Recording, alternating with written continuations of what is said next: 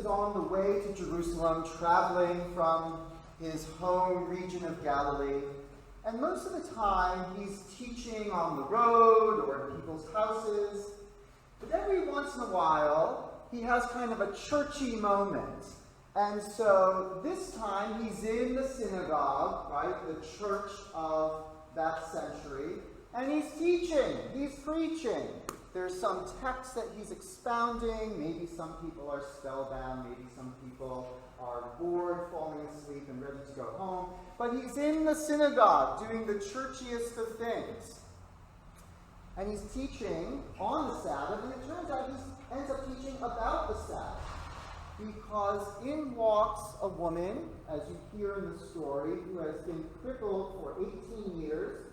She can't stand up straight. And Jesus immediately feels compassion for her, reaches out, and heals her. So all of the teaching and preaching, all of the telling, becomes showing. He's showing what the kingdom of God, what the reign of God looks like. It looks like compassion, it looks like healing, it looks like restoration. Now you would think, right, that the response would be one of universal approval. But is that the case? No, there's the synagogue leader, and the synagogue leader has harsh words for Jesus. Harsh words for Jesus. And a lot of this has to do with the understanding in Jesus' day of what Sabbath was all about, what the meaning of Sabbath was all about, and what you could and could not do on the Sabbath. So, who knows a little bit about the history of Sabbath? Where does this idea come from? Yeah, so it comes from the very beginning of the Bible, right? The story of creation, that God labored really hard for 6 days, and finally on the seventh he said, phew, and took a break and rested. So that is the source of it, but also it's deeply rooted in the sense of Jewish identity, because their story of nationhood, unlike most tribes of the day, was rooted in being slaves in Egypt. And one of the great things about Sabbath was it meant that you didn't have to work. You didn't have to slave 7 days a week. So in the ancient world, the Jews were regarded as very strange. You know, what people took a whole weekend, or at least 1 day a week, to do nothing, to rest and relax. I don't know if any of you are fans or were fans of Downton Abbey, but you remember the famous quote by Maggie Smith, you know, what, pray tell, is a weekend? What's a weekend? That's the way that the other tribes in the ancient world, the other nations, viewed the Jews. Why do they get a weekend? And as the centuries rolled on, this became an important identity marker for the Jewish people. They were different because they took Sabbath time. They took Sabbath time. And this was so important that it made it into the biblical top 10, the 10 commandments, right? I think number 4, honor the Sabbath and keep it holy. And by the time of Jesus, during the Roman occupation, people were really thinking about how they were different from the Romans.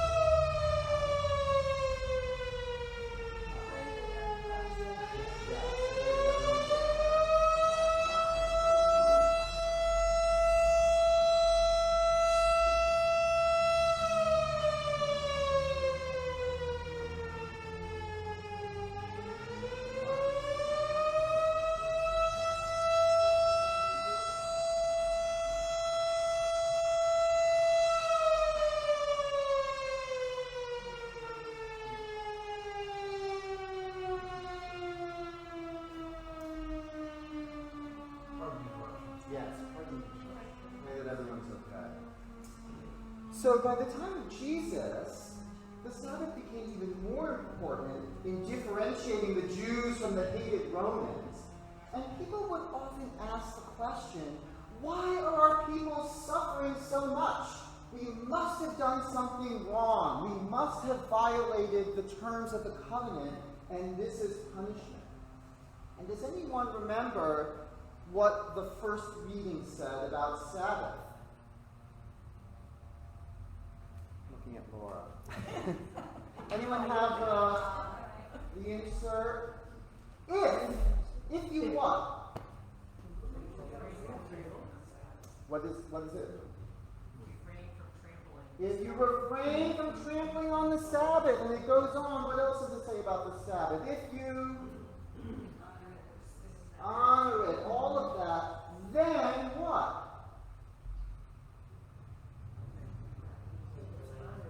Yeah, you will be restored. Right? Isn't there a line at the very end about being restored? So the people of Jesus' time were looking at this verse and many others in the context of political occupation and saying, aha, this is the key. We will honor the Sabbath. So it's really easy from our perspective 2,000 years later, right, to be really judgy about that synagogue leader. But he's really just articulating the conventional wisdom of the time and a concern for the welfare of the Jewish people.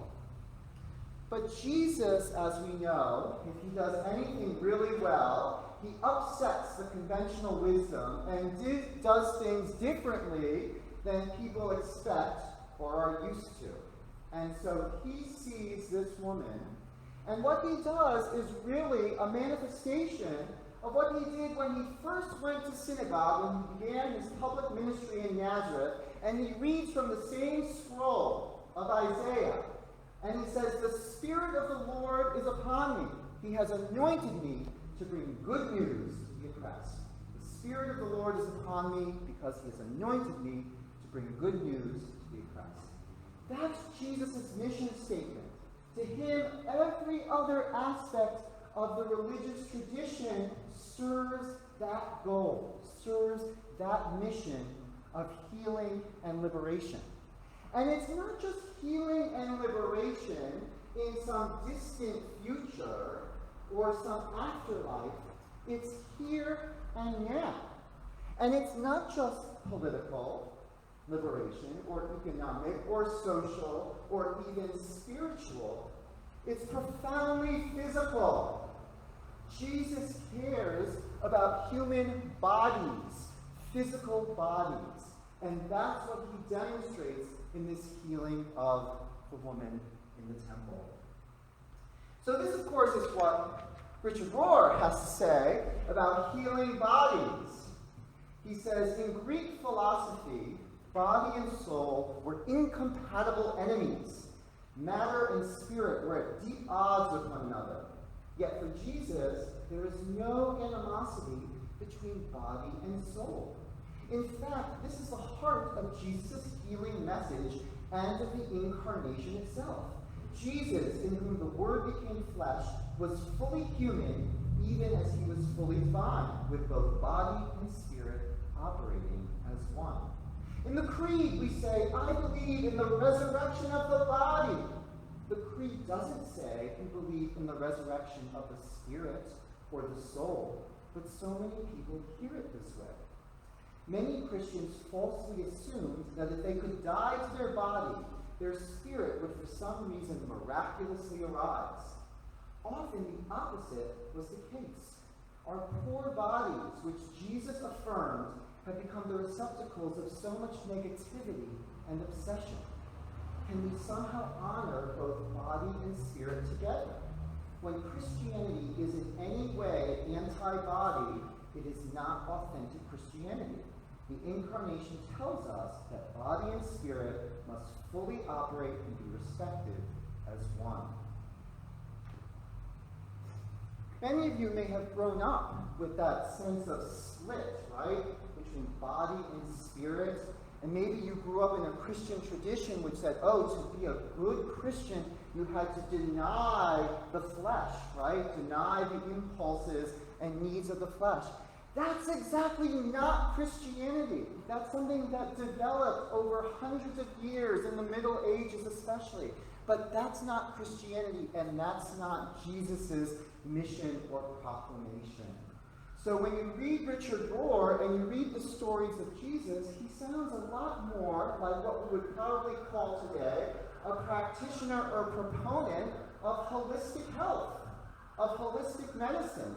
And no wonder today many more people are interested on Sunday morning, at least my friends in the city, they're interested in going to Soul Cycle on a Sunday morning or doing yoga. Now, I'm not saying that we should turn the day into a spinning studio, but authentic Christianity always affirms the body, always affirms the body. And I learned this in a very personal way from my mentor, Becca Stevens, when I was in Nashville, Tennessee. And she started a program for women coming out of prison for prostitution. And it wasn't to save their souls. That's not what it was about. It was not so that they could come to church and become good Christians and go to heaven. No. It was about loving their bodies and healing their bodies. And I was going through a difficult time. I've shared this before. I was struggling with my sexual orientation. And I was really feeling like my body was something disordered and that there was something wrong with me. And I hated my body. And I remember talking to one of the women from this program. It was called Magdalene at the time, after Mary Magdalene. Now it's called Thistle Farms. And she was telling me how important this program was, how she basically had spent probably 18 years, like the woman in the story, or longer, on the streets, abused, addicted to drugs, commercially exploited day after day after day, in and out of jail. And she said that this program saved her life. And she said, I think I prayed Becca into my life. And then she turned to me and she said, are you bisexual? And that was my reaction. She said, because all of my best friends are gay or at least bisexual. And I thought to myself, I just laughed. And that was so healing for me because, again, all of that hatred that I had towards my body began to dissipate. And so I may have shared with you that this program, Thistle Farms, grew into a huge movement. And what the women do now is they make bath and body products. And the tagline of these bath and body products is Love Heals. And this is a candle, but there's also oils, and you can actually see more of these in our boutique. So this is a little bit of like home shopping network here. But the point is, the tagline is Love Heals Every Body. And this is what Becca recently said in an interview about her priestly ministry. She said, I've been a priest for 30 years, and it's always made sense to me that we would be about really healing products for the body. And when I talk about healing products for the body, I'm talking about this idea of being intentional about wholeness. And I think that it has to be healing all the way down. So it has to be healing for the people producing it, it has to be healing for the earth, it has to be healing for the consumer. So if you're cheating on any of those steps, it's not a healing process. There's been so much violence against women in their bodies specifically that I wanted to make something that really felt like we remember we're valuable, remember we're beautiful, we remember we're worthy, all of those things. And it has to be something physical. It can't just be an intellectual conversation. It's like I have to be able to say, I'm beautiful, I'm worthy, I'm healing. That's the gift that Jesus gave the woman in the temple.